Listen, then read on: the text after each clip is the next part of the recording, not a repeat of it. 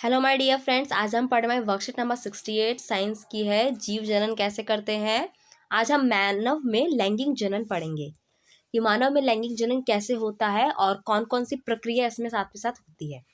तो मानव में जब किशोरावस्था आती है उस टाइम पर नर और मादा यानी कि मेल और फीमेल दोनों की ही आकृति में और जो क्रिया संबंधी में होती है यानी जो चीजें उसमें कुछ ना कुछ परिवर्तन आते हैं।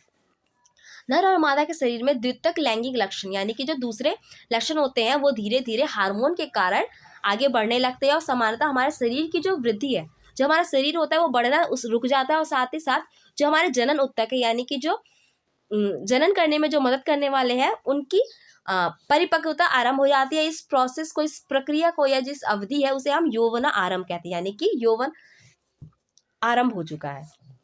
आगे नर और मादा के जननांग कौन कौन से होते हैं। नर के होते हैं वृषण और मादा के होते हैं अंडाणु। ठीक है, नर के जो जननांग होते हैं वो जीवन भर रहते हैं यानी कि जो शुक्राणु है वो पूरे जीवन भर तक उत्पन्न कर सकता है नर। लेकिन जो मादा होती है उसमें रजोदर्शन क्या होती है, जब शुरुआत होती है पीरियड की या रजोदर्शन की तो उस टाइम क्या होता है 13 एज होती है और साथ ही साथ जब वो खत्म होती है तब उस टाइम क्या होता है 45 से 50 तक। इस टाइम पे महिलाओं में या स्त्रियों में अंडाणु की उत्पत्ति रुक जाती है। इस प्रोसेस को क्या कहते हैं, रजनोवृत्ति कहते हैं। नर जनन अंग पढ़ते हैं। नर जनन अंग होता क्या है, पहले हम इसको जरा फोटो से देख लेते हैं कि फोटो में आपको बता देती सही से। देखिए ये हमारा मानव जनन अंग का चित्र है, नर का है। ये बाहर में जो है, ये बाहर में ये वृषण है, इसको वृषण कहते हैं और अंदर में वृषण कोष होता है और साथ ही साथ यहाँ पे शुक्र वाहिनी होती है। शुक्र वाहिनी देखिए वृषण में शुक्राणु होते हैं और शुक्राणु के बाद जब ये शुक्र वाहिनी शुक्राणु को बाहर लेकर ये धीरे धीरे मूत्र मार्ग तक लेकर जाती है। ठीक है, और ये उससे पहले है कि ये शुक्राशय में आके यहाँ पे जमा हो जाता है और फिर ये धीरे धीरे फिर ये मूत्र मार्ग में भी आगे ट्रांसफर होता है। चलिए अब हम आगे पढ़ते हैं कि आखिर कौन कौन से पार्ट है। नर जनन कोशिका जो होती है यहाँ पर जो अंग है उसमें नर जनन अंग तंत्र बनाते हैं। नर जनन अंग तंत्र में सबसे पहले वृषण का नाम आता है। वृषण जो होता है कोशिका के बाहर यानी जो हमारी बॉडी होती है उदर गुहा यानी कि जो हमारी बॉडी है उसके बाहर होता है। ये बाहर इसलिए होता है क्योंकि जो शुक्राणु के उत्पादन होते हैं उसके लिए हमारे शरीर का जो तापमान है उससे कम चाहिए होता है। ठीक है, ये हमारे बॉडी के बाहर इसलिए होता है क्योंकि इसे कम तापमान चाहिए होता है। आगे शुक्राणु उत्पादन के नियंत्रण के लिए अतिरिक्त साथ ही साथ टेस्टोस्टेरोन नाम का हार्मोन निकलता है जो कि यौवन आरंभ में लड़कों के या जो नर है उनके लक्षणों को नियंत्रित करता है कि उनके दाढ़ी मूंछ आएंगी या उनकी बॉडी में क्या चेंजेस होंगे, वो सब टेस्टोस्टेरोन देखता है। साथ ही साथ जो उत्पादित शुक्राणु है उसे शुक्र वाहिनियां आगे तक लेके जाती है और शुक्र वाहिनियां मूत्राशय नली के साथ जुड़ी हुई होती है। अभी हमने पढ़ा कि यहाँ पे जो शुक्र वाहिनी है वो क्या है, वो आगे ऐसे ही जुड़ी हुई होती है। ठीक है, वही बता रहा है। साथ ही साथ मूत्रमार्ग और मूत्रमार्ग शुक्राणु और मूत्रमार्ग दोनों ही एक ही जगह पर होते हैं और साथ ही साथ यहाँ पर आपको और चीज है कि प्रोस्टेट और शुक्राशय अपने साथ ही क्या करते हैं, शुक्र वाहिनी में कुछ अपना स्राव करते हैं जिसके माध्यम से शुक्राणु में एक तरल माध्यम आ जाता है जिसके कारण वो उसका बाहर निकलना आसानी हो जाता है। साथ ही साथ ये उसको पोषण भी देता है। कौन पोषण देता है, प्रोस्टेट और शुक्राशय से निकला हुआ स्राव।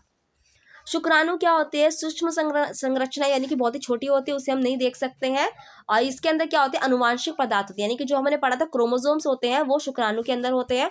और साथ ही साथ शुक्राणु होता कैसे है, ये इस तरह का होता है और इसकी लंबी पूंछ होती है। पूंछ की मदद से वो क्या करता है, आगे में बढ़ पाता है। ठीक है, अब हम मादा जनन अंग देखते हैं। मादा जनन अंग में सबसे पहले हम फोटो को देखते हैं। देखिए ये आपका अंडाशय है, यहाँ पर अंड यानी कि अंडाणु बनता है और साथ ही साथ इसके ऊपर में अंडवाहिका है। ठीक है, अंडवाहिका को साथ साथ फैलोपियन ट्यूब भी कहते हैं और ये फैलोपियन ट्यूब आगे बढ़कर ये गर्भाशय में बदल जाती है।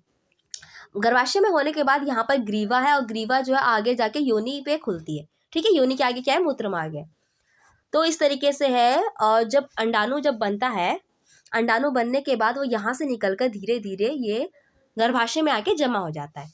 ठीक है, अब हम देखते हैं मानव जनन अंग में क्या होता है। अंडाणु का निर्माण क्या होता है, अंडाशय में होता है। यहाँ साथ ही साथ यहाँ पर हार्मोन निकलता है, कौन कौन सा, एस्ट्रोजन और प्रोजेस्टेरोन। लड़की के जन्म के टाइम पे ही उसके शरीर में हजारों अपरिपक्व यानी कि जो मैच्योर नहीं हुए थे वहां पर अंडे रहते हैं जो जैसे यौवना आरंभ शुरुआत हो जाती है, साथ ही साथ इसमें क्या होते हैं, अंडे पकने स्टार्ट हो जाते हैं, और वो 2 से 1 महीने में क्या होते हैं, हर महीने में एक अंडा परिपक्व होकर आगे बाहर निकलने लगता है, और उसके बाद क्या हो, पीरियड के आगे कंटिन्यू होता है। साथ ही साथ अंडवाहिका एवं फॉलोपियन ट्यूब जो है वो अंड कोशिका गर्भाशय तक ले जाती है। अभी हमने पढ़ा कि जो अंडवाहिका होती है वो कहाँ लेके जाती है, ये गर्भाशय तक लेके जाती है।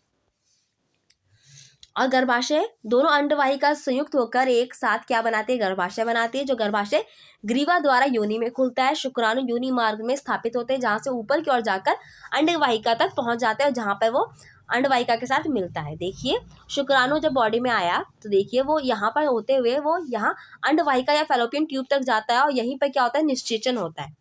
ठीक है, आगे पढ़ते हैं कि जब माँ के शरीर में गर्भधारण हो जाता है उस समय विकास के लिए बहुत ही विशेष रूप से अनुकूल होता है। साथ ही साथ जो प्रत्येक माँ क्या होता है, भ्रूण को ग्रहण करने के लिए, उसके पोषण के लिए हमेशा बॉडी में क्या होती है, तैयारी होती रहती है।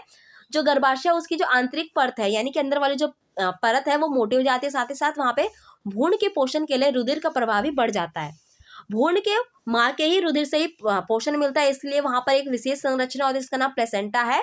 ये एक तश्रीनुमा यानी कि प्लेट के टाइप का बना हुआ होता है। साथ ही साथ ये क्या करता है, ये माँ के बॉडी में जितना भी पोषण देना होता है पोषण देता है। साथ ही साथ भ्रूण को प्लेसेंटा जुड़ा हुआ होता है, जितना पोषण होता है वो भ्रूण को देता है। साथ ही साथ जो भी जो खराब पदार्थ है जो कि बाहर निकालने के लिए निकालना होता है तो वो भी प्लेसेंटा ही निकालता है। साथ ही साथ यहाँ पर एक विलय प्रेजेंट होते हैं, रुक जाइए क्या है, उत्तक में प्रवद होते हैं। प्रवद जो होते हैं ये माँ से भ्रूण को ग्लूकोज और ऑक्सीजन का स्थानांतरण करते हैं। ठीक है, अब हम इसके क्वेश्चन आंसर करते हैं।